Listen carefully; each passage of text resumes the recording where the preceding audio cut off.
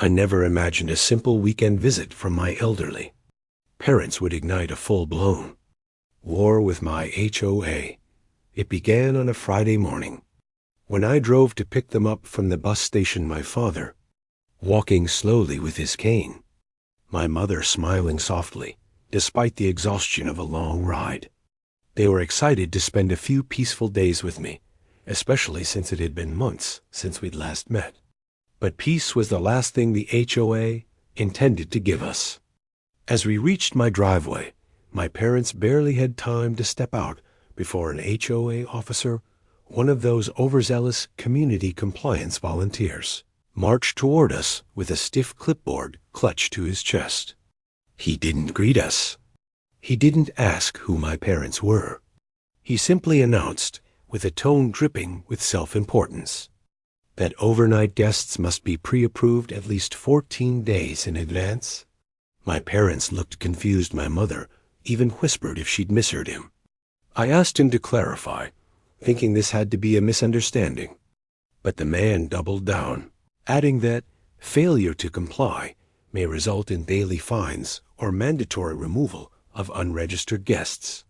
My blood boiled. These were my parents, not strangers sneaking into the community. They weren't causing noise, parking issues, or any kind of disturbance. They were two tired elderly people visiting their son. I asked him where exactly this 14-day rule was written, because I didn't remember ever seeing such a thing in the CC and RS. He avoided eye contact, muttered something about policy updates, and then said he would be reporting this known compliance to the board. My father tugged my sleeve, whispering that he didn't want any trouble, and maybe they should go back home. That broke my heart. I refused to let my parents feel unwelcome in my own home because of a power-hungry HOA officer. I helped them inside, promised I would take care of everything. And the moment the door closed behind us, I knew one thing. The HOA had crossed a line, and this time, I wasn't letting it go. The next morning, I woke up to a bright yellow violation notice taped to my front door, slanted, dramatic, and intentionally placed where every passing neighbor could see it. In bold red letters were the words, "Unauthorized occupancy. Immediate action required." The HOA wasn't even trying to be subtle. My parents were sitting at the breakfast table quietly, trying to pretend they didn't notice the tension on my face. My mother softly asked if they should pack their things and leave early. My father sipped his tea silently, clearly embarrassed that their presence had caused this. That sight made something click inside me. Enough was enough. I pulled out my binder where I kept printed copies of every HOA document, bylaws, CC and RS, rules, amendments, meeting minutes, everything. If they wanted to play rule games, then I would play smarter. I spent nearly 2 hours combing through every page with a highlighter, reading every clause on guests, occupancy, and homeowner rights. But no matter how deep I searched, there was number 14-day approval rule. Not a hint, not a footnote, not even a vague reference. The only guest-related guideline was that residents may host visitors, provided they do not create disturbances or exceed maximum parking limits. That was it. So where did this so-called rule come from? I called the HOA office. No answer. I emailed the board. Auto reply. I even walked to the HOA building, only to find the door locked, even though their posted hours said they were open. They were hiding, and that told me something important. The rule wasn't real. Or worse, it was selectively enforced. I returned home and immediately began documenting everything. Photos of the violation notice, screenshots of the CC and RS, a written timeline, phone call attempts, emails. If the HOA wanted a fight, I was building my case brick by brick. When I checked the community group chat, I noticed something interesting, a post from a neighbor saying his visiting brother had been warned for parking overnight. followed by another neighbor complaining that her visiting relatives were asked to leave early. That's when it hit me. The HOA wasn't enforcing a rule. They were manufacturing one. And now they had picked the wrong homeowner to test it on **. By midday, the HOA's harassment escalated. While my parents rested in the living room, my mom reading a magazine, and my dad napping on the recliner, the doorbell rang 3 sharp times. Not a friendly knock. A demand. When I opened the door, a different HOA compliance officer stood there, this one wearing sunglasses, even though we were standing in full shade. She held a digital tablet and announced she was there. Conduct a guest verification check. I told her she had no legal authority to enter my home and no right to interrogate my family members. She insisted that the HOA reserves the right to confirm visitor documentation, quoting it like a police statute. I asked her to show me where that rule existed. She couldn't. She scrolled, paused, scrolled again, and then mumbled something vague about recent updates, pending homeowner distribution. Translation: they made it up and hadn't even bothered to fake the paperwork yet. When she demanded the names, IDs, and relationship of my occupants, I shut the door. She began typing furiously, probably filing another imaginary violation, but I didn't care. When I turned around, my parents were watching me nervously. My mom asked what was happening. My father tried to stand up, saying maybe it was best if they returned to their village early. That moment cut deeper than any fine the HOA could ever issue. My parents always taught me to respect rules, help neighbors, and avoid conflict. But they also taught me to stand up against injustice. And this was injustice in its purest form, an HOA, so desperate for control that they were willing to intimidate 2 elderly people for simply staying with their son. That's when I made a decision. I wasn't going to wait for the next violation, the next fabricated rule, or the next harassment attempt. I was done reacting. It was time to act. So I gathered every complaint from the neighborhood group chat, every message from neighbors who'd been bullied, every rumor about unfair enforcement. And when I saw a recurring pattern certain board, members targeting specific households, I realized this wasn't incompetence. It was discrimination disguised as policy. They were selectively enforcing rules depending on who they personally disliked. And they had just targeted the wrong homeowner. That evening, I attended the HOA's weekly compliance review meeting, a session that residents could attend but rarely did, because the board usually kept things as inconvenient as possible. They scheduled it at 8 p.m. on a weeknight, inside a cramped room behind the clubhouse gym, with barely enough chairs for 10 people. But I arrived early, binder in hand, and sat right in the front. When the board members entered, some pretended not to notice me, but the HOO, President Mr. Platt, a man who wore arrogance the way some people wore cologne, stiffened. The moment the meeting began, I raised my hand. Before we start, I said, I'd like clarification on the so-called guest approval rule. The room went silent. Platt cleared his throat and claimed the rule was part of an emergency temporary policy due to increased community activity. I asked him to provide a copy. He said it would be released soon. I asked who voted on it. He said it was an executive decision. I asked under what authority. He said it was within the board's discretion. It was like watching someone dig their own grave, one shovelful at a time. Then I opened my binder, flipped to the governing bylaws, and read aloud the section stating all policy changes must be voted on, documented, and distributed to homeowners prior to enforcement. Platt's face turned the color of spoiled yogurt. That's when another resident raised her hand, a neighbor I barely knew, and said her sister had been warned for visiting last month.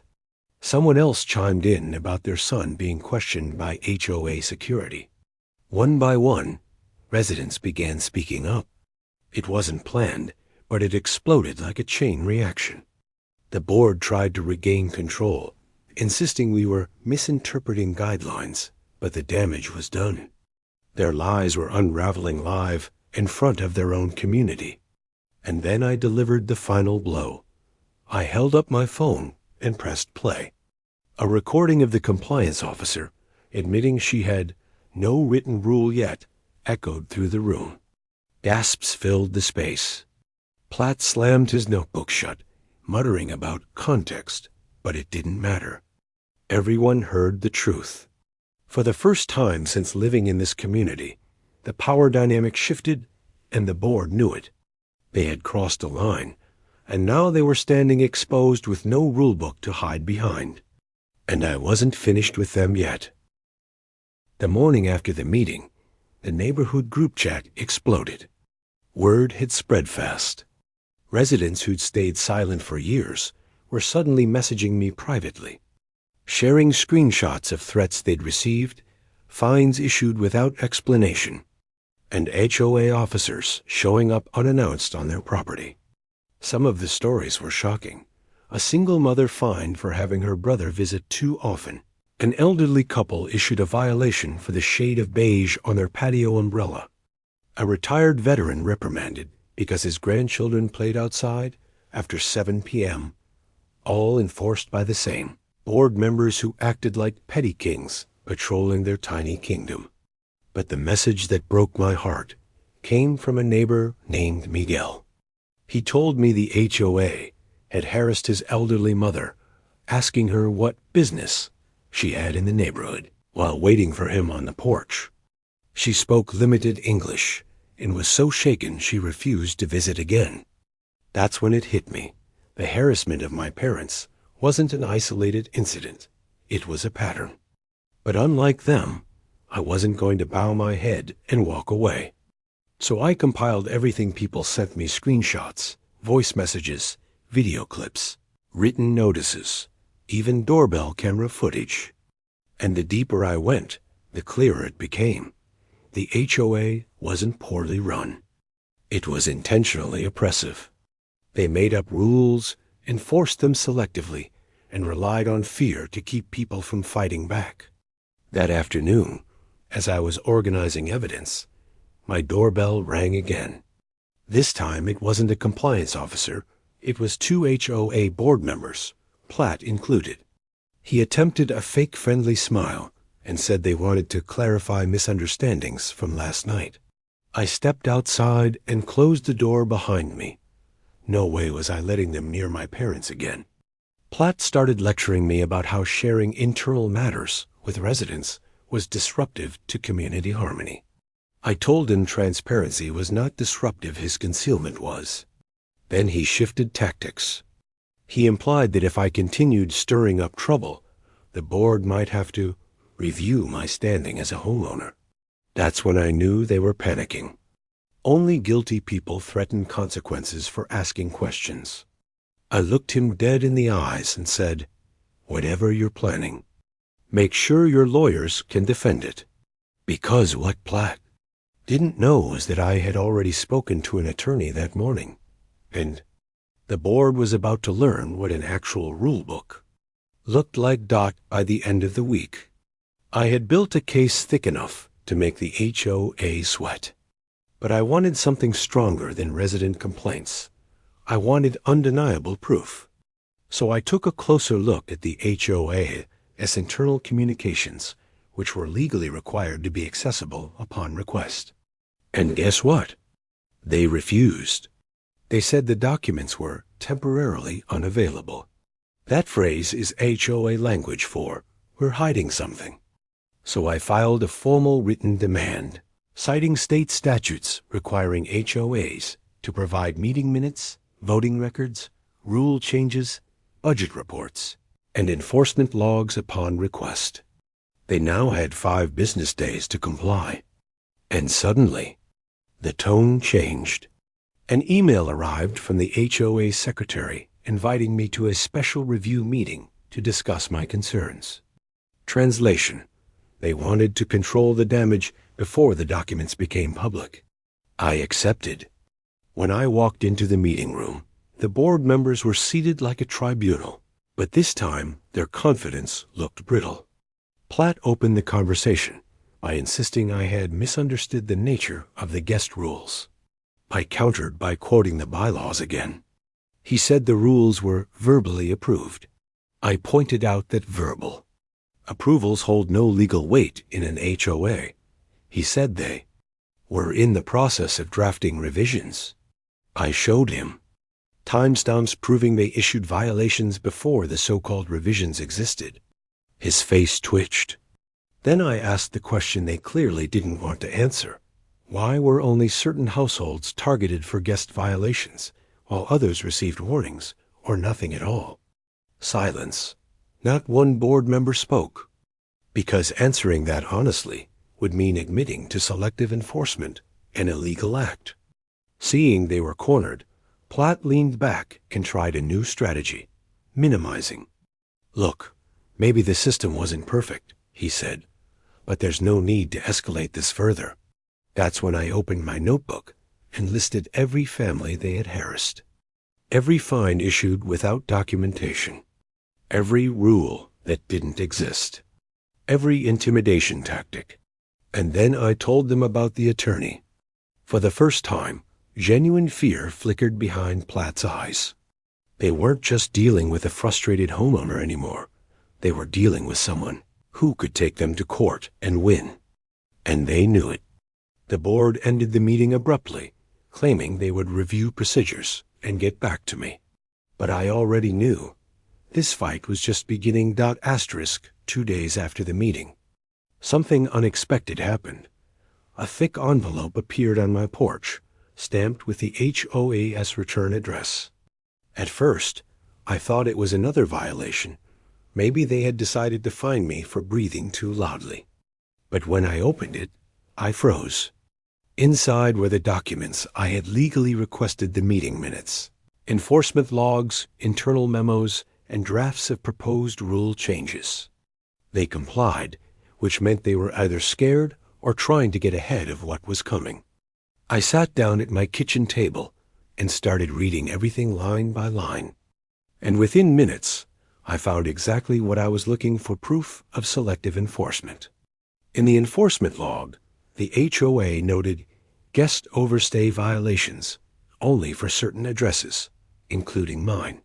But multiple households with similar or worse situations had verbal warnings, no action taken, or in some cases no entry at all, despite neighbor complaints.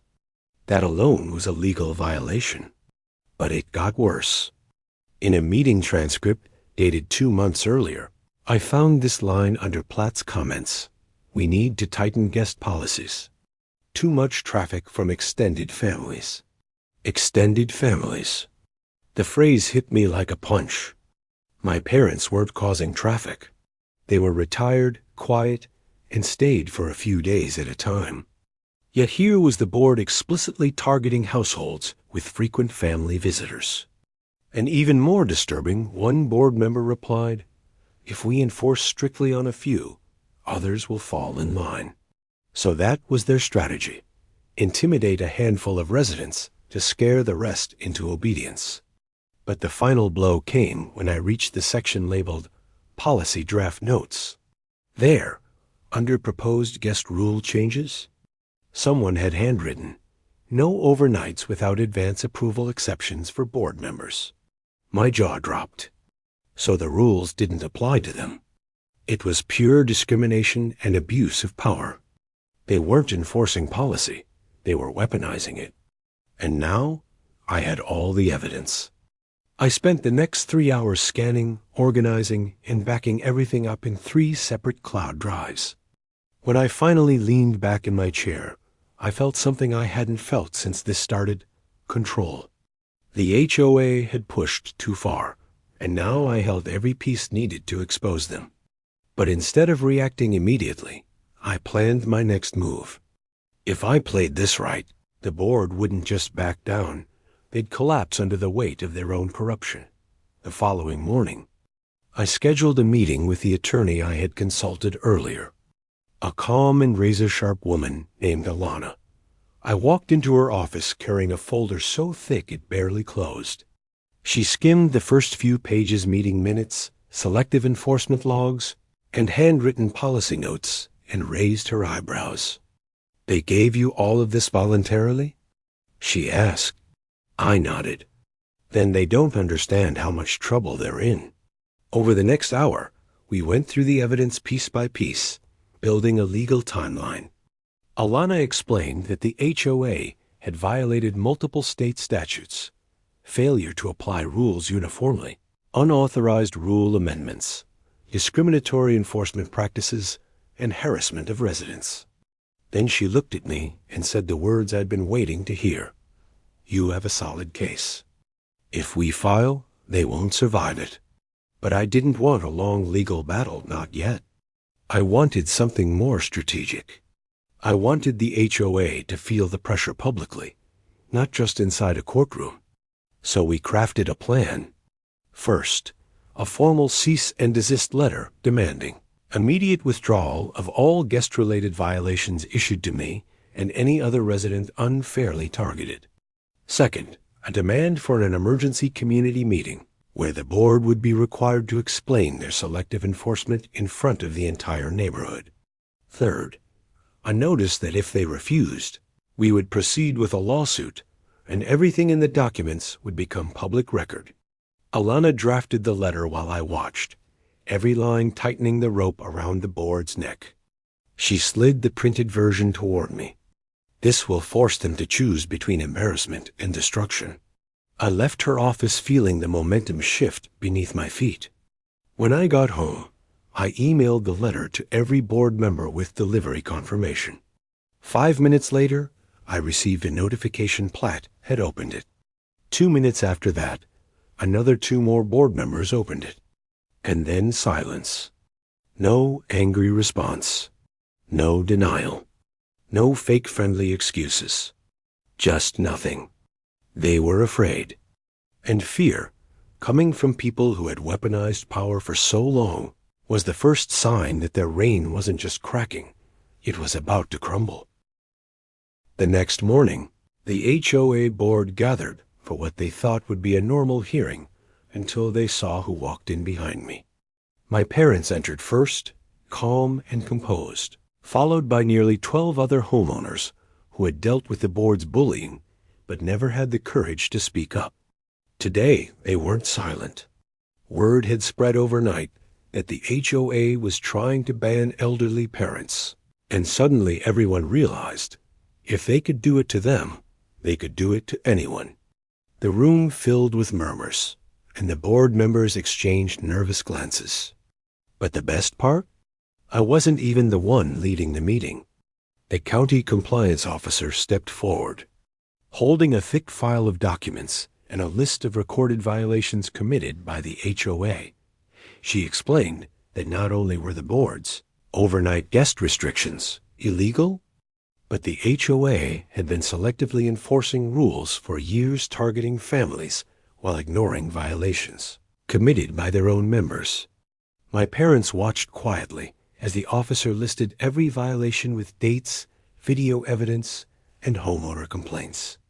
The HOA president's face turned pale. The vice president tried to interrupt, but was shut down instantly. Then the officer played the audio recording my neighbor had taken. The HOA president openly admitting that old people staying too long bring problems. Gasps filled the room. That single sentence destroyed their case. The officer announced immediate penalties, including a forced policy reversal, fines, and a mandatory board-wide compliance audit. The president tried to storm out, but the officer warned him that leaving could be considered obstruction. Suddenly, all their arrogance evaporated. My parents, who were once treated like criminals for simply staying with their child, now watched justice unfold in real time. And I couldn't help but notice how proud my dad looked, not because we won, but because we fought back with proof, not anger. When the meeting adjourned, the HOA board members were left stunned, humiliated, and powerless for the first time in years. As homeowners filed out, Many stopped to thank my parents personally. Some even apologize for never speaking earlier. The officer informed us that the county would temporarily take over administrative oversight of the HOA until a new election could be held. In other words, this board was done. But what happened afterward was even better. Within a week, the president resigned. The vice president moved out of the neighborhood. And the treasurer, who had approved the illegal warning notices, was fined heavily for document falsification. The new interim board, made up of homeowners who had finally found their voice, invited my parents to a neighborhood dinner as guests of honor. My mother joked that she didn't expect a simple visit to turn into a revolution, and for the first time in months, everyone laughed. As for my parents, they now visit whenever they want, stay as long as they want, and enjoy the peace they've always deserved. The HOA no longer dares to question it. And me? I learned something powerful. Bullies thrive until someone pushes back and pushes back the right way. A week later, I found a handwritten note on my door from one of the elderly neighbors. Thank you for protecting the parents we all love. My mom cried reading it. That's when I realized this wasn't just a fight for my parents. It was a fight for every family. And in the end, we didn't just win. We changed the entire neighborhood forever.